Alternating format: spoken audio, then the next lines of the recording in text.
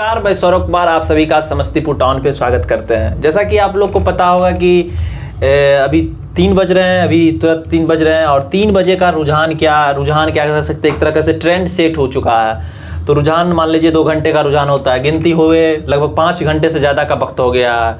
5 घंटे क्या 3 बज गए तो 8 4 12 3 यानी कि 7 घंटे का समय हो गया। अभी 3 बज रहा है और कौन सी सीटें पर कहाँ आगे है आपको तमाम बातें बताएंगे। जिस तरीके से एग्जिट पोल में कहा जा रहा था कि 400 पार 350 पार, तमाम जो सर्वे हुई थी वो तमाम सर्वे गलत साबित हो रही है। तो इसलिए एग्जिट पोल होता है, वो सही भी हो सकता है और गलत भी हो सकता है। तो एग्जिट पोल में लोगों को बहकावे में नहीं आना चाहिए। जब तक रिजल्ट नहीं आ जाता तब तक कुछ कहना मुश्किल है। अभी 3 बज रहे हैं, 3 बजे क्या माहौल है उसके बाद ट्रेंड बदल सकते हैं। अभी भारतीय जनता पार्टी आप देख पा रहे होंगे कि Bharatiya Janata party first number पर है, 3 सीट अभी तक जीत चुकी है। वो 238 पे लीडिंग कर रही है, यानी कि 241 यानी कि 250 से अंदर पे है। अगर 250 से अंदर रह जाती है भारतीय जनता पार्टी तो योगेंद्र यादव को आप लोग जानते ही होंगे। तो योगेंद्र यादव ने कहा था कि अगर भाजपा 300 से कम रहती है तो भाजपा की नैतिक हार होगी। अगर भाजपा 272 से नीचे जाती है तो उसकी राजनीतिक हार होगी। अगर भाजपा 250 से कम रहती है तो उसकी नरेंद्र मोदी की व्यक्तिगत हार होगी। भाजपा की पूरी तरह से ये हार होगी, व्यक्तिगत हार होगी और नरेंद्र मोदी की हार होगी। तो वही योगेंद्र यादव की बातों कहीं सही दिख रहा है और भाजपा अभी तक 250 से नीचे है, यानी कि उनके हिसाब से ये नरेंद्र मोदी की हार है और भाजपा की व्यक्तिगत हार है, पार्टी की हार है।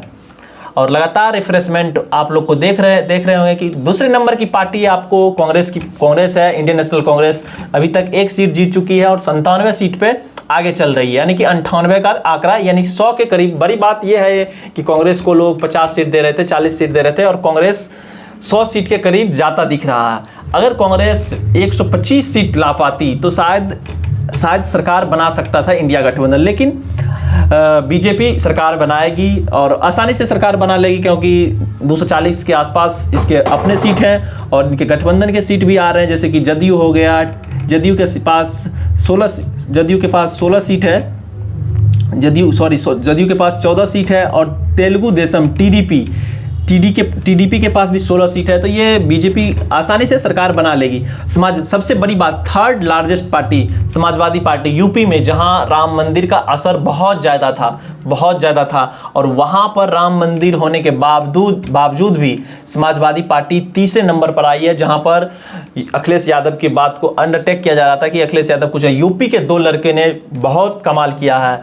यूपी के 2 लड़कों, जो कहा जाता था कि 2017 में कुछ नहीं कर पाए, एक साथ आए थे फिर भी कुछ नहीं हुआ, लेकिन इस बार समाजवादी पार्टी का राइज हुआ है और लीडिंग फ्रंट पर है और 3 नंबर की पार्टी उभर के आ रही है पूरे भारत में। तो कहीं ना कहीं अखिलेश यादव का कद भी बढ़ेगा और पूरे देश में अखिलेश यादव का कद बढ़ेगा। और चौथे नंबर पर ऑल इंडिया तृणमूल कांग्रेस, और ये 30 सीट जो कि अभी इंडिया गठबंधन में नहीं है। अगर इंडिया गठबंधन की सरकार बनाने की आती है तो ये जा सकते हैं इंडिया गठबंधन की तरफ, क्योंकि इंडिया गठबंधन के कई मीटिंग में ममता बनर्जी भाग भी ली थी। नीतीश कुमार इसके सूत्रधार थे और नीतीश कुमार भी इस गठबंधन से छिटके, कहीं ना कहीं उसके कारण भी इंडिया गठबंधन कमजोर पड़ा और इंडिया गठबंधन लास्ट तक चुनाव लड़ने में वो सीट शेयरिंग तक हो पाएगा कि नहीं हो पाएगा, एक साथ लोग जुड़ पाएंगे, कि सबसे बड़ी चुनौती थी। लेकिन किसी तरह इंडिया गठबंधन चुनाव लड़ा और उससे अच्छा है तो लोग का मानना है कि ये विपक्ष नहीं, जनता चुनाव लड़ रही थी। तो तमाम बातें आपको दिखाएंगे। और बीजेपी यूपी में तो हार रही है। किस तरह से आपने देखा कि यूपी के लोगों ने उनको नकार दिया है। यूपी में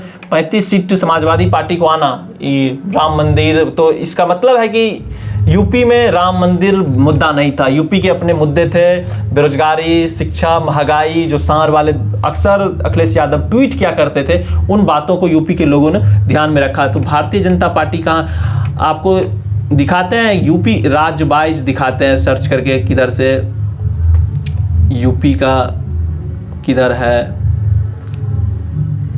सिलेक्ट स्टेट वाइज यहाँ पर चलते हैं। और बिहार में यूपी का क्या हाल है, बिहार से देखते हैं। चलिए बिहार को देख लेते हैं। बिहार में जदयू 14 सीट पर आ गया है, बीजेपी 13 सीट पर आ गया है, एलजेपी रामविलास पासवान, सबसे बड़ी बात है कि 5 से 5 सीट पर आ गया है। आरजेडी मात्र 3 सीट पे आ गया है। तो फिर से तेजस्वी के रैलियों में भीड़ तो जुट रही थी, लेकिन तेजस्वी को लोग वोट नहीं दिए। इसका मुख्य कारण लोगों के बीच रहा है कि जंगल राज लोगों के, कि भाई आरजेडी जीतती है तो जंगल राज आ जाएगा। लोग माने ना माने, लेकिन लोग ये नंबर से आप आंकड़ा लगा सकते हैं कि 3 सीट ही आरजेडी को अभी दिख रहा है और इंडियन नेशनल कांग्रेस को भी मात्र 2 सीट मिल रहा है। तो कहीं ना कहीं हमें लगता है कि ये राहुल गांधी की भी गलती है कि राहुल गांधी आरजेडी के भरोसे ही यानी तेजस्वी के भरोसे ही बिहार को छोड़ देते हैं। कांग्रेस की जितनी सभाएं होनी चाहिए बिहार में और राहुल गांधी की सभाएं होनी चाहिए, 2-3 सभाएं ही राहुल गांधी खुद किए, तो ना प्रियंका गांधी बिहार आ पाई।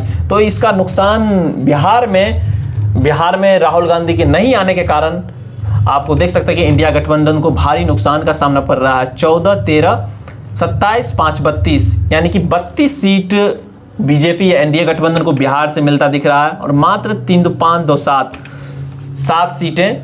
7 सीटें इंडिया गठबंधन को मिल रही, एक इंडिपेंडेंट को मिल रहा है।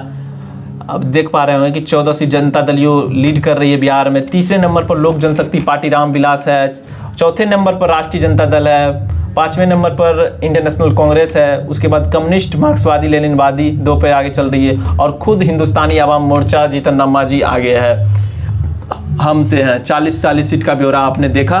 तो इसी तरह देखते रहिए और हम कह रहे हैं कि यूपी हार गए मोदी जी और ये इस आंकड़े से लगता है कि मोदी का हार ही हुआ है। जिस तरह से सरकार तो वो किसी तरह बना ही लेंगे, लेकिन जो लोकतंत्र को, जो अभिव्यक्ति की आज़ादी को मानते हैं लोकतंत्र वाले लोग, आज लोकतंत्र को जो पसंद करने वाले लोग हैं, दुनिया के हर एक लोकतंत्र में पसंद करने वाले लोग आज खुश हो सकते हैं इस आज के रिजल्ट से। जिस तरह से पूरे एग्जिट पोल में दिखाया जा रहा था 350 पार 400 पार, लग रहा था कि कुछ भी नहीं होगा, लेकिन अभी तक की जो काउंटिंग है उसमें अभी भी लोग इंतजार कर रहे हैं कि अभी भी कुछ हो सकता है। तो धन्यवाद, नमस्कार, मैं सौरभ कुमार।